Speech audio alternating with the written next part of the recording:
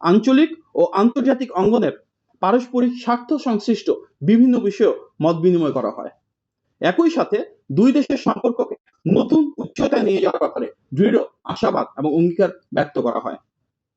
প্রিয় সাংবাদিক ভাই বোনেরা, এবারের ঐতিহাসিক সফরে বাংলাদেশ এবং মালয়েশিয়ার মধ্যে অনেকগুলো গুরুত্বপূর্ণ খাত নিয়ে আলোচনা হয়েছে।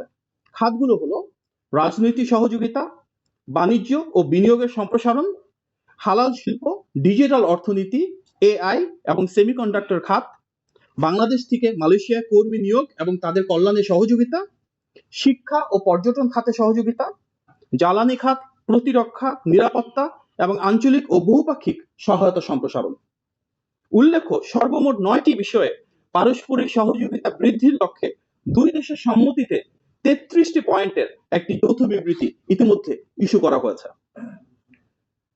বাংলাদেশের মাননীয় প্রধানমন্ত্রী এবং মালয়েশিয়ার মাননীয় প্রধানমন্ত্রীর যৌথ প্রেস কনফারেন্স আজকে পুত্রজায় অনুষ্ঠিত হয়েছে। এই যৌথ প্রেস কনফারেন্সে মালয়েশিয়ার মাননীয় প্রধানমন্ত্রী বাংলাদেশের ইতিহাসে শহীদ প্রেসিডেন্ট জিয়াউর রহমান ও দেশনেত্রী বেগম খালেদা জিয়ার ভূমিকার ভূয়সী প্রশংসা করেছেন।